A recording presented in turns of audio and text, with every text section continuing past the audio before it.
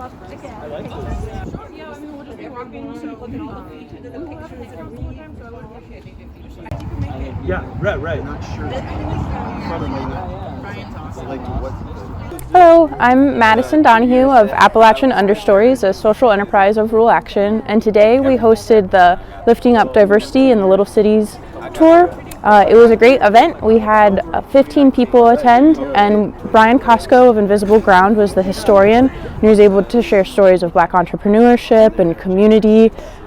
We got to see the Mount Zion Church, where we met Dr. T, and she shared stories about Mount Zion.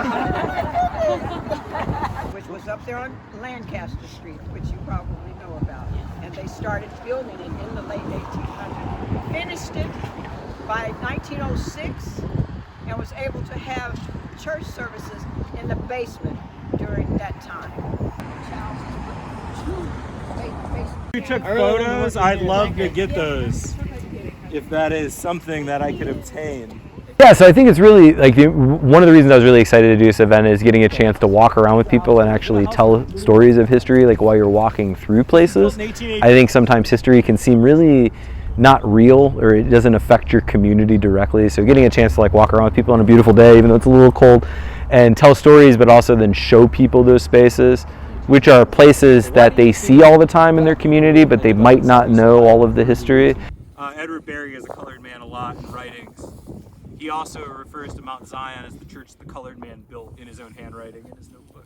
But colored wasn't necessarily derogatory, At that maybe it was time. just more descriptive. Sure. And the perception there is like he puts lawyer colored, and maybe he was trying to emphasize the fact that this man was the first black lawyer. Yep. And like, you know, Sure. rewarded. I appreciate all of the just posy trying attitude to- going on, yeah. but yeah, I mean, I think you're right, and I would argue that as someone that's done this stuff a little bit, nowhere near to the level that Peters has by any means, the fact that he is spending his time, and boy did he spend a lot of time doing And his incredible money. Black history work. So I guess I maybe am a little bit crass by saying that I believe he's a racist, but but you know, the other part of it is, as a prominent lawyer in this city, in fact, right across from where that, maybe I should have mentioned this, maybe it's better I mention it right now, this gravesite. Across from the photo that isn't up there is the WE. It's really exciting. So it was really fun today to get a chance to show people things and talk about it, but also get a chance to interact and have conversations with people about the community.